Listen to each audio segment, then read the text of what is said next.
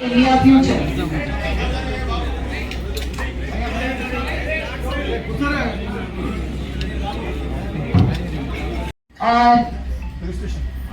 We will now request Shri Arvind Dharampuri Garu on behalf of the whole state of Telangana, but especially on behalf of all the turmeric farmers, to felicitate Shri Piyush Goyal जी. बहुत बहुत आपका धन्यवाद और आभार हम सब मानते हैं यहाँ पे.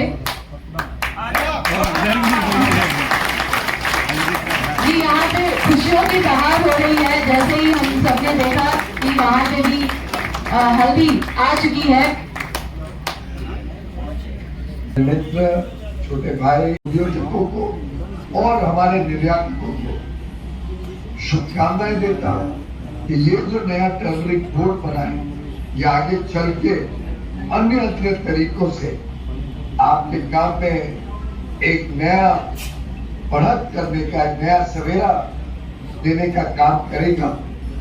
खास तौर पे इसकी महत्वता इसलिए भी है कि महाराष्ट्र हो, तेलंगाना हो, कर्नाटक हो, तमिलनाडु हो, आंध्र प्रदेश हो, मध्य प्रदेश हो, उड़ीसा हो, हमारे उत्तर पूर्व के कई राज्य, मेघालय में तो इसका एक बड़ा ही स्पेशल वैरायटी है. ऐसे देश के 20 राज्यों में किसान हल्दी बनाते हैं. पिछले वर्ष 3 लाख हेक्टेयर पे टर्मरिक बनाई गई और लगभग 11 लाख टन टर्मरिक, तो विश्व की 70% हल्दी भारत में बनाई गई.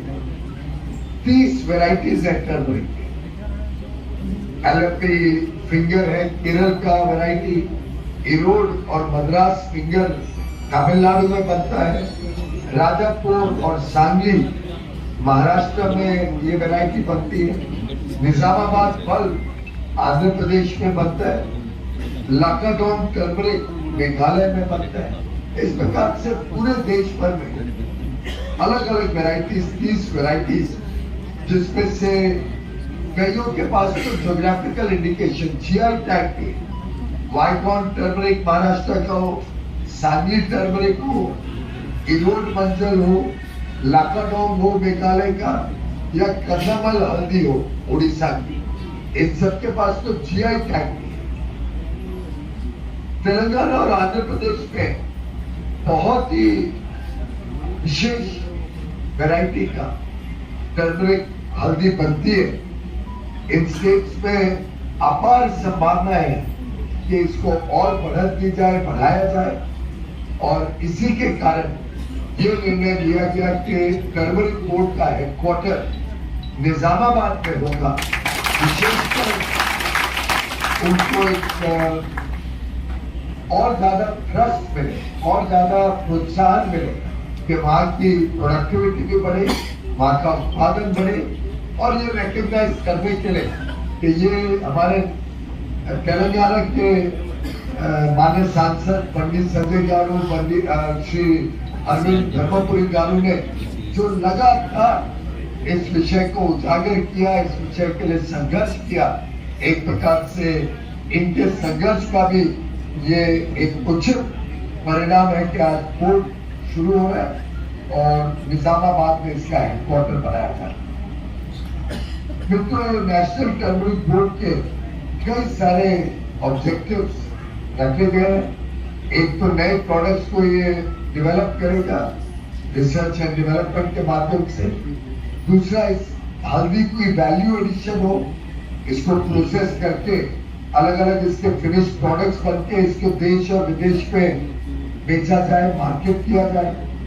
इसकी हल्दी के जो गुण है, जो कैपेबिलिटीज है, जो इसकी विशेष लाभ है, इसको कैसे देश और दुनिया में जागरूकता बढ़ाई जाए, अवेयरनेस बढ़ाई जाए, इसके प्रति भी ये बोर्ड काम करेगा. मार्केट रिसर्च के माध्यम से विश्व में कहाँ इसका निर्यात हो सके, उसके प्रति भी ये बोर्ड काम करेगा.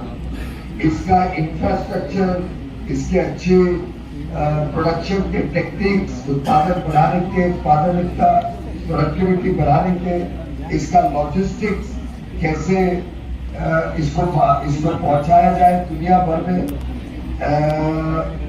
कैसे सप्लाई चेन को और प्रमोट किया जाए जिससे टर्मरिक का उत्पादन भी बढ़े और खपत भी बढ़े। क्वालिटी और सेफ्टी स्टैंडर्ड अच्छे बनाना, इसकी जो मेडिसिनल प्रॉपर्टीज है, औषधि के रूप में जो एक काम कर सकता है, इसका कोविड के दिनों में काफी अच्छा प्रभाव है और इसकी R&D बढ़ाई जाए, इसकी फार्मास्यूटिकल यूनिट में मेडिसिनल प्रॉपर्टीज को कैसे हार्नेस किया जाए और साथ ही साथ जो हमारे टर्मरिक के किसान हैं, हल्दी के किसान हैं, उनको कैसे और ज्यादा आमदनी बढ़ाने के लिए हम मदद कर सके। ये सभी चीजों को सम्मिलित करते हुए ये कोर्ट आज के शुभ अवसर पर बनाया गया है। मेरा पूरा विश्वास है, जैसे हमारे प्रधानमंत्री जी बार बार कहते हैं और मैं कोट करना चाहूंगा, a strong rural economy is the foundation of a strong India। ये जो संकल्प माननीय प्रधानमंत्री जी ने लिया है, ग्रामीण क्षेत्र हो, शहरी क्षेत्र, भारत की मार्केट हो, अंतरराष्ट्रीय बाजार हो, हम हर जगह भारत को और बड़े रूप में प्रगति के मार्ग पे तेजी से लेके जाना चाहते हैं। ये संकल्प को पूरा करने का जो आधारशिला माननीय प्रधानमंत्री मोदी जी के नेतृत्व में बनाई गई है, रखी गई है, इस फाउंडेशन के ऊपर मेरा पूरा विश्वास है ये टर्मरिक बोर्ड बेहतरीन काम करेगा। पुनः एक बार अरविंद धर्मपुरी जी और बंडी संजय गारू को बधाई, आपके परिश्रम ने आज फल प्राप्त किया है और माननीय गंगा रेड्डी गारू को दिल की गहराइयों से शुभकामनाएं कि वो बहुत बेहतरीन काम करके इस बोर्ड को नई ऊंचाइयों पे पहुंचाए। आप सब आज के त्योहार के दिन सम्मिलित हुए हमारे साथ, सभी महानुभाव, सभी डिग्निटरीज, सभी प्रेस के मित्रों को बहुत बहुत धन्यवाद और मकर संक्रांति, पोंगल, लोहड़ी, माघ बिहू, मेगा पेल्लेगु की बहुत बहुत बधाई। आपके और आपके परिवार के जीवन में बहुत ही खुशहाली ये नया वर्ष में आप फूले फले ऐसी ईश्वर से प्रार्थना करता हूं। धन्यवाद। ఎట్టి బస్సులో వాళ్ళు తప్పకుండా సాధిస్తానని చెప్పిన తర్వాత చాలా మంది హేళన చేశారు, నవ్వుకున్న చాలా మంది సాధ్యమా అని చెప్పి చాలా మంది హేళన చేశారు.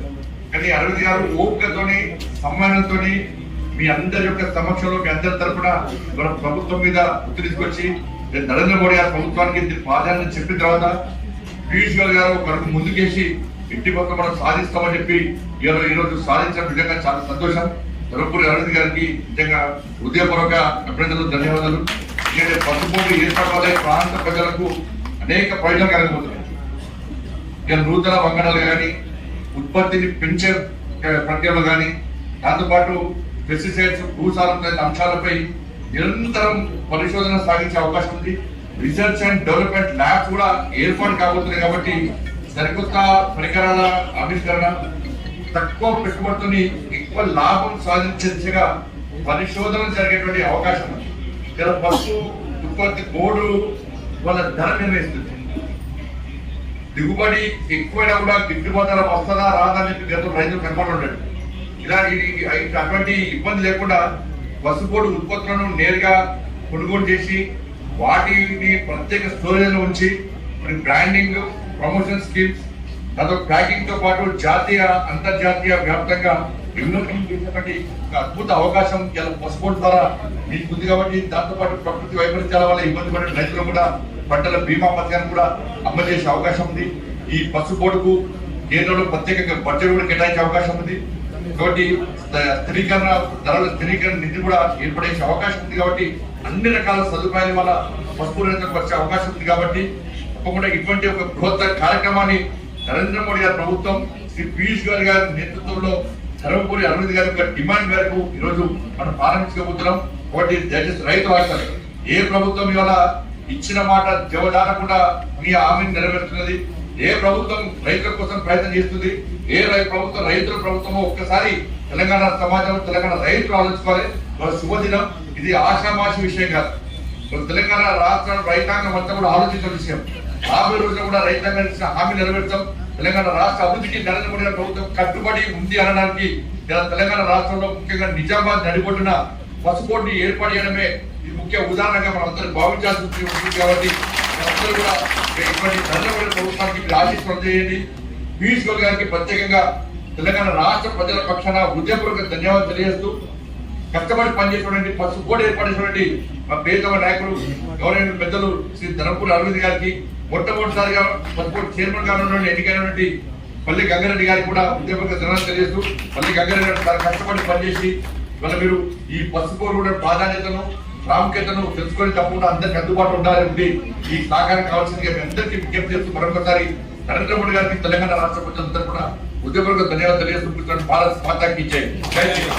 Lives of people in Nizamabad, across Telangana and all over India where turmeric is cultivated. This will be a game changer. It will boost hospitality, transportation, infrastructure, employment and tourism. Especially as my parliamentary constituency is a fantastic destination and so much more. It is a shining example of how every district in India can be developed into a center of excellence and new opportunities. With this board, we are building an integrated, comprehensive, progressive and most importantly, organic model of economic and social participation. Some features of National Turmeric Board. The board will work to ensure better prices for turmeric by creating a more structured and efficient market, benefiting farmers directly. Setting up of turmeric processing units and manufacturing units, focus on improving turmeric varieties, enhancing yield and ensuring better quality through dedicated research and technological advancements. Promotion of turmeric exports will open up global markets, boosting demand and enhancing the international reputation of Indian turmeric. Reduction of logistical challenges such as storage, transportation and marketing will streamline operations for farmers and traders. Special focus on curbing imports and increasing domestic utilization of turmeric in industries like pharmaceuticals, cosmetics and wellness. Creation of employment opportunities in processing, packaging and marketing, thereby contributing to the local economy. Organized support for farmers through buyer-sellers meet, market intelligence and financial assistance programs. Strengthening India's position as a global leader in turmeric production and trade, elevating the status of turmeric farmers on an international stage. మనస్ఫూర్తిగా సంక్రాంతి శుభదినాన నరేంద్ర మోదీ గారు లక్షలాది మంది పసుపు రైతుల కళ ఈ మంచి రోజున నెరవేర్చినందుకు అందరి తరఫున నేను నరేంద్ర మోదీ గారికి పాదాభివందనలు తెలియజేస్తూ, ప్రత్యేకంగా పీయూష్ గోయల్ గారు చాలా శ్రమ తీసుకున్నారు ఈ చంద్రబాబు ఏర్పాటులో. ఆయనకు కూడా మనస్ఫూర్తిగా నేను ధన్యవాదాలు తెలియజేస్తాను. భారత్ మాతాకి.